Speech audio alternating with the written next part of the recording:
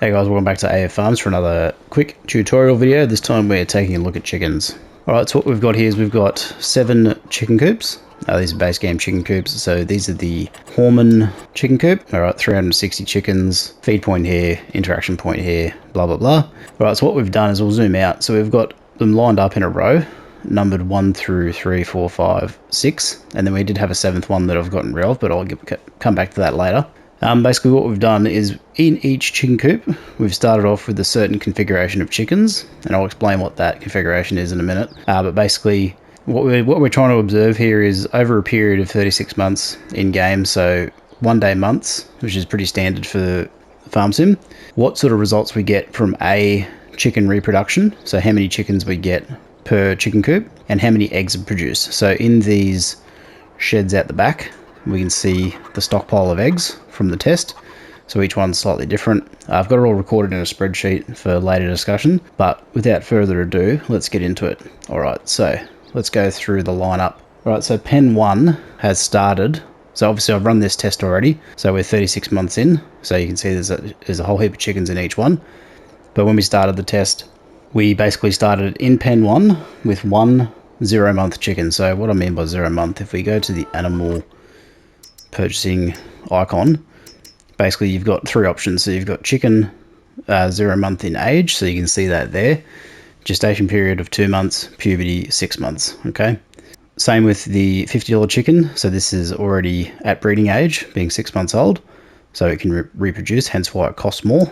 And then the rooster, which starts off at 0 months, and we'll test that as well. So online people say the rooster has an impact on reproduction, etc. So we're going to test that out. Okay, so that's basically the setup for all the pens. So in here, pen 1, we've got 1 0-month-old chicken. Pen 2, we had 1 6 months. This is what we started with. Pen 3, we had a rooster. So spoiler alert, there's just 1 rooster in there. Okay, didn't produce any eggs, didn't produce any offspring, but we'll come back to that.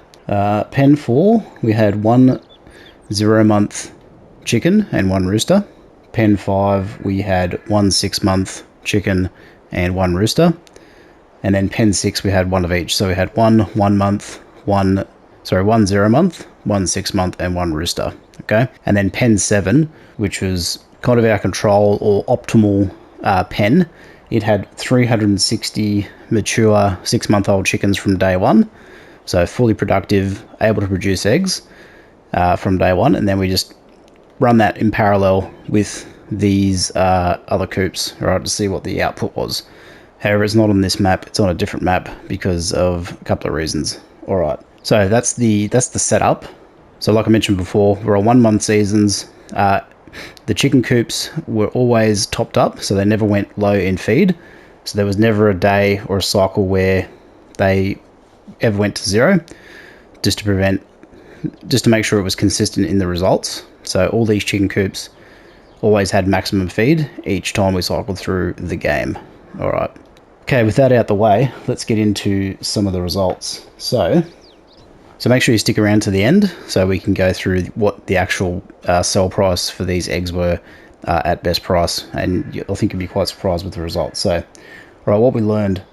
So the 0 to 5 month chickens would consume 5 litres of grain per day. So when I say per day, we're talking about 1 day months, so I'm just going to refer to it per day. And 6 month plus chickens and roosters consumed 7 litres of grain per day. Okay, so you can basically work out your grain usage based on the number of chickens you've got and what age. As you can see, if you go into the animal menu, it becomes problematic when you try to work it out because the ages of the chickens are so varied. So if we look at our coop, for example, this is number 1, you can see how many chickens we have in here, and they're all clustered by how old they are. Okay, so that's one thing to consider when you do this in this method, because basically the chickens are all going to be different ages, okay, as they reproduce. So we'll just get that point out of the way straight away. All right, chicken maximum value. So maximum value was reached at 6 months or maturity. Okay, and the maximum value didn't exceed $25. Okay, so in game, if we have a look at the interaction point again, so we can purchase the chicken for $5 plus, say, a $1 delivery charge, which is negligible, so I haven't left that in the calculation. But for a $5 investment, if we were to sell the chicken at 6 months, we can get a 4x return when sold, okay? So not only can we sell the eggs as the primary product, but the chickens themselves can be sellable to make some money. So the reproduction rate is pretty quick once they mature. I think it was about every 2 months you'll get a new chicken, and it just basically grows exponentially from there, okay? All right, moving on. All right, roosters, so let's cruise on over to our rooster pen because this is pretty conclusive. All right, so this is our lone rooster. So he's in pen number 3. So this is one rooster with no other chickens. So the rooster on its own doesn't reproduce.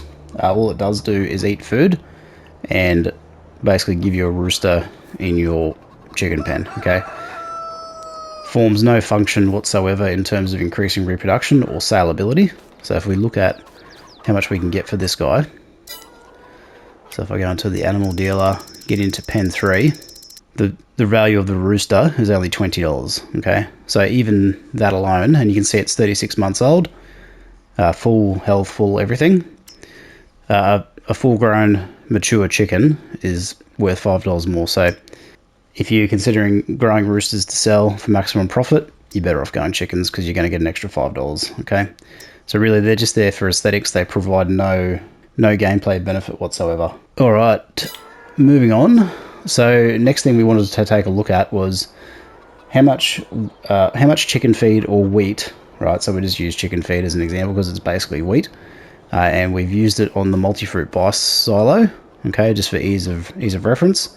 But basically, the calculations I've come up with for this one are based on big bags from the shop. So $1,500 for 1,000 litres of wheat if you go the big bag pallet, or if you go the big bag in this configuration, it's $1,400. So $100 cheaper.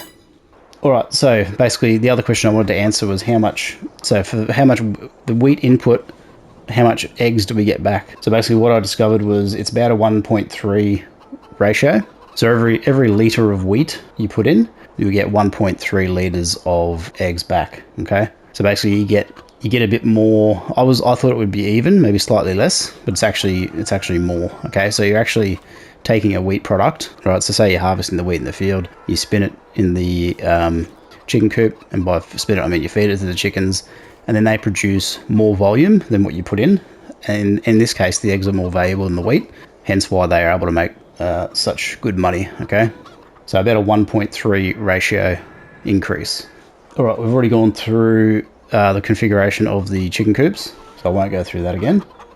All right, so the testing procedure was basically start them all from day one, full feed, put the prescribed amount of chickens and roosters in each pen as we've already discussed, never run out of food, always have maximum health, maximum productivity, all that stuff, and count the birds at the end. So what I mean by birds is total number of roosters and chickens, so offspring, and count the total number of eggs, which we've got out the back here.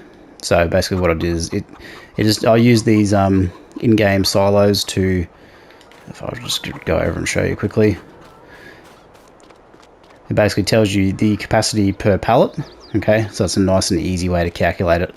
Plus it was just easy to move the pallets from the spawn point into the shed just to make a nice, smooth, consistent test. And then obviously the rooster line, number 3, doesn't have any egg production, so I didn't put a shed down. So that's why that is like that. All right, so let's get into the results. So pen number 1, which is this guy here, so I'm going to cruise back a little bit. So I might just hover over it just so we don't get the chickens clucking. All right, so it consumed 4,859 litres of eggs. 4,859 litres of wheat, produced 6,317 litres of eggs. Total birds produced or reproduced was 285, and we started with 1 0-month chicken, so for $5, okay? So for $5, one chicken over 36 months has turned into 285 chickens, and 6,317 litres of eggs. All right, pen number 2. So it had one 6-month chicken for $50, and so over the 36-month period, it consumed 11,325 litres of wheat. Eggs produced was 14,722 litres. Total birds maxed out at 360 by the end of the test. And once again, one 6-month bird. Pen number 3, so wheat consumed was 5 to 7 litres per day. No eggs produced. One bird, as we can see there, our lone rooster. So no surprises there. All right, pen number 4. All right, so pen number 4, it consumed 4,860 litres of wheat and produced 6,318 litres of eggs, and ended up with 286 birds, as you can see there. All right, pen 5. This was one 6-month chicken, one rooster. So 11,321 litres of wheat consumed, produced 14,717 litres of eggs, ended up with 360 chickens, so maxed out the capacity by the end of it. Pen number 6, so it was 14,959 litres of wheat, 19,447 litres of eggs, and maxed out the chickens at 360 also. And then we've got pen 7, so it consumed, so this was 360 6-month chickens. So from day one, maximum chicken capacity, 6-month-old chickens, so they could lay eggs straight away, full productive, the whole bit. So it consumed 335,825 litres of wheat and produced 436,572 litres of eggs. Total birds 360, so the capacity didn't change because it was already maxed out.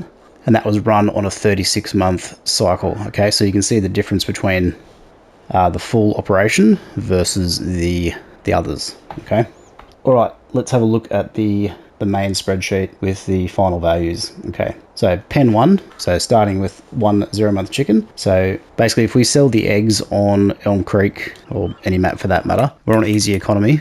So the max price in the in-game menu is 4,140. So I've based the revenue estimate based on best price. Okay, so for pen number 1, estimated revenue of 26,152.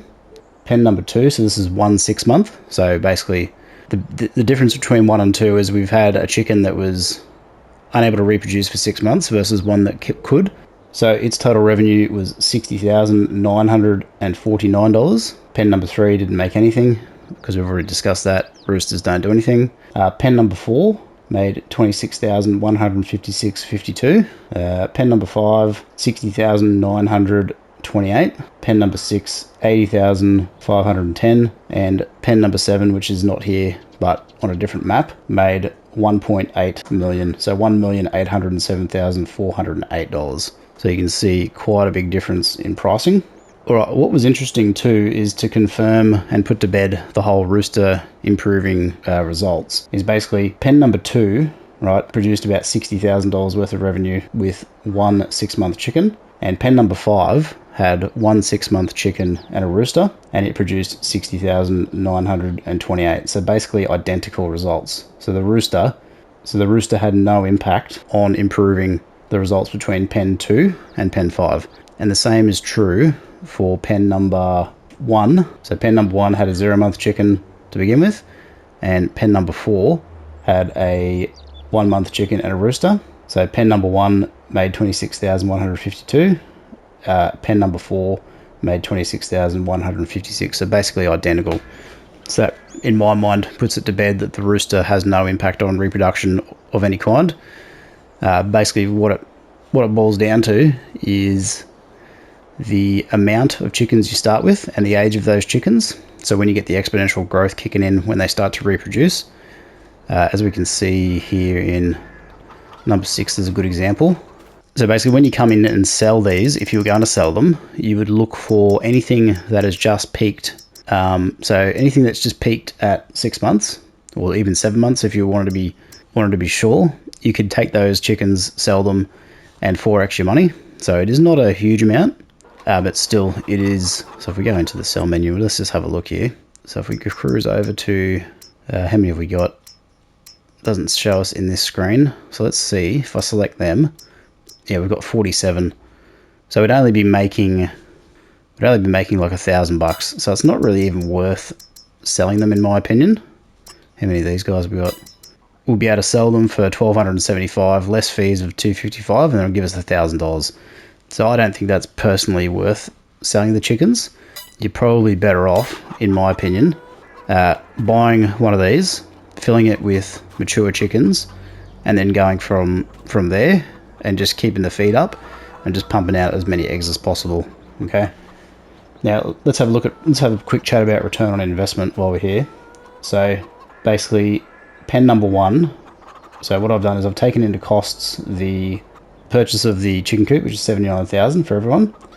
The purchase of the initial chickens, which is $5 to $50 in some cases. I think the most expensive was $60.